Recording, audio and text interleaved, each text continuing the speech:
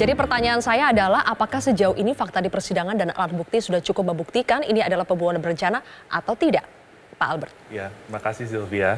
Sebelum saya masuk ke dalam perencanaan dalam pembunuhan ya, izinkan saya meluruskan sedikit tadi tentang CCTV. Jadi CCTV itu kan dikenal sebagai alat bukti elektronik yang diatur dalam pasal 5 ayat 1 Undang-Undang ITE. Artinya itu memang lebih relevan dan admissible untuk kejahatan komputer atau kejahatan yang berkaitan dengan computer related crime. Kita tentu nggak menafikan ya kemajuan teknologi itu sangat mendukung pembuktian dan lain sebagainya. Tetapi pasal 184 KUHP itu limitatif alat buktinya, hanya ada saksi, surat, ahli, petunjuk dan keterangan terdakwa. Dan saya mau ingatkan juga Sylvia malam hari ini, segala sesuatu yang mudah berubah-ubah itu sulit dipercaya sebagai alat bukti. Jadi kalau memang utuh, nanti kita persilakan hakim untuk menilai dan mengujinya untuk mendapatkan kebenaran material. Itu yang pertama.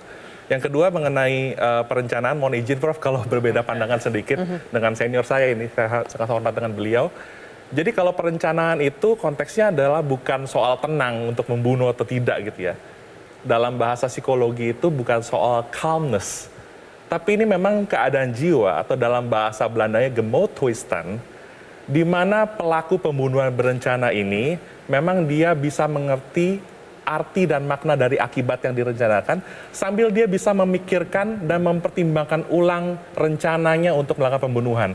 Makanya Sylvia, pada umumnya ini ya saya perlu sampaikan, orang yang melakukan pembunuhan dengan menggunakan racun, dengan menggunakan bom, atau menyuruh atau menggerakkan orang lain, pada umumnya ya, sekali lagi nggak selalu pasti, lihat case by case, pada umumnya itu adalah premeditated murder atau pembunuhan berencana. Demikian sih. Oke, bagaimana Prof. Elwi? Jadi tidak mesti harus ada ketenangan di situ ya, Pak Albert? Iya, ketenangannya jangan ditafsirkan sebagai jiwa tenang, oh membunuh, ya enggak. Tapi minimal ada jeda waktu yang cukup dia untuk memikirkan, mempertimbangkan kembali rencananya untuk membunuh atau tidak gitu.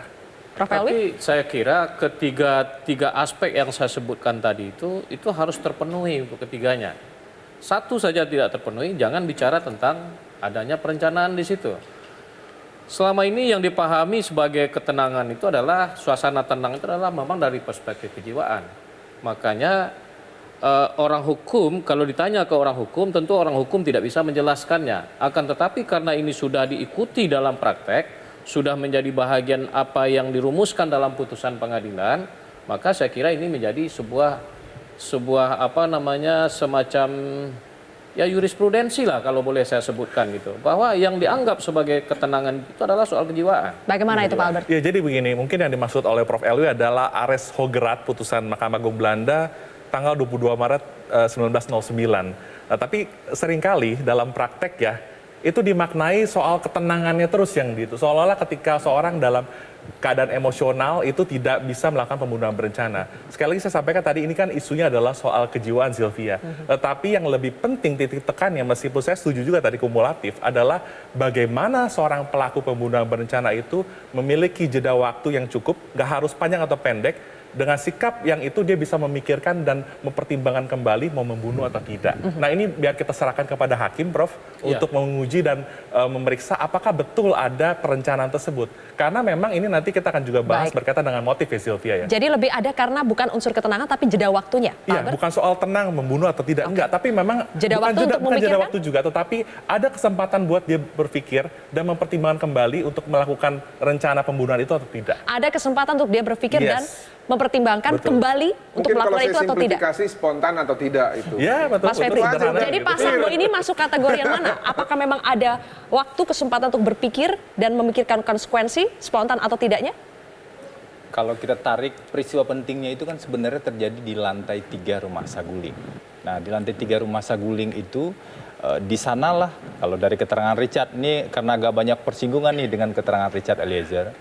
Dari keterangan Richard Eliezer yang berdiri sendiri, yang tidak berkesesuaian dengan bukti yang lain, di sanalah seolah-olah ada perintah untuk membunuh, seolah-olah ya, ada perintah untuk membunuh dan kemudian seolah-olah di sanalah skenario disebutkan. Padahal kami sudah identifikasi seluruh bukti yang ada, hanya satu keterangan Richard Eliezer yang bicara tentang hal itu. Itu yang pertama. Yang kedua, kalau kita lihat beberapa putusan, makanya kami juga mengajukan beberapa putusan kemarin di persidangan yang terbaru lah ya, yang kontroversial, yang juga heboh waktu itu, tapi sudah inkrah, kasus kopi sianida. Di kopi sianida ini satu CCTV digunakan ternyata di sana. Karena memang majelis hakim mencari kebenaran material di sana. Kalau nggak ada CCTV, nggak tahu itu siapa yang membunuh dan bagaimana cara membunuhnya. Yang kedua, disebutkan di sana soal motif. Baik. Jadi motif tetap harus dicari dan dibuktikan. Yang ketiga, disebutkan dalam keadaan tenang.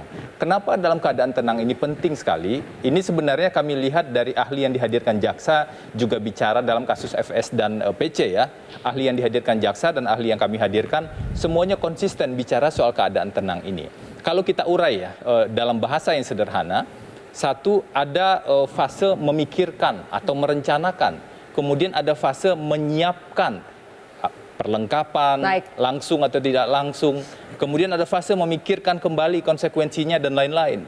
Kemudian ada fase eksekusi. Kita sebutlah ada 4 fase ini. Dari para ahli dan literatur yang ada, kami menemukan bukti-bukti dan argumentasi bahwa di 4 fase ini pelaku itu harus dalam keadaan tenang. Dan Sambo tidak dalam keadaan tenang Kalau pada saat tidak itu? Ada dalam fase untuk kalau bergantian tidak berbicara dalam juga. keadaan tenang, maka satu poin krusial dari penafsiran tentang direncanakan itu menjadi gugur. Itu yang Dan pertama. Anda ingin menegaskan Sambo tidak berada dalam keadaan tenang saat itu?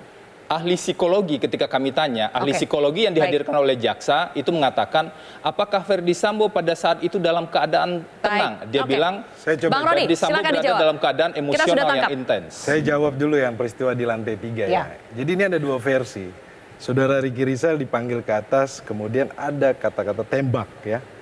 Kemudian tidak berselang lama, kemudian Richard Eliezer naik ke atas dipanggil sama Ricky Rizal. Yang sekarang rekan Febri sampaikan bahwa hajar ya. Jadi menurut kami juga bingung. Bisa di jeda waktu yang sangat pendek, satu berkata perintahnya adalah tembak, satu adalah perintahnya hajar. Mana yang benar gitu loh. Mungkin Tetap kalau ke Ricky bukan perintah kali Bang, pertanyaan. pertanyaan, tapi ada kata-kata tembak ya. Betul, Iya. pertanyaan itu. Jadi ada kata-kata tembak. Kemudian di Richard Eliezer jelas bunuh gitu kan. Jadi ini kan 2 keterangan, tetapi menurut kami bahwa peristiwa pidana di lantai 3 ini sudah tergambarkan Mbak Sylvia. Bahwa ada Ricky Rizal, kemudian ada Richard Eliezer. Jadi ini Kalau tadi berkesinambungan. disebutkan harus ada kesempatan untuk memikirkan ulang akibat konsekuensi dari apa yang terjadi. Termasuk ketika Verdi Sambo menurut klien Anda sudah membahas skenario tembak-menembak. Itu sudah masuk ya Iya. unsur pembunuhan berencana karena sudah memikirkan Menarik tadi apa yang harus dilakukan ketika Sebenarnya itu. Benar keadaan yang tenang paling dari tenang. saudara Febri tadi Sebenarnya sampaikan agak alat bicara kita nih. Yang Saudara paling Febri tenang menyampaikan soal Tampaknya alat. perdebatan masih akan berlanjut. Klien Kami saya, masih akan karena berikan waktu sebagai nanti alat. usai jeda pemirsa. Sampai Nanti 2 boleh kali. ditanggapi Karena masing-masing klien satu saya sama lain. sebagai Kami akan kembali saat lagi. Untuk membantah rekan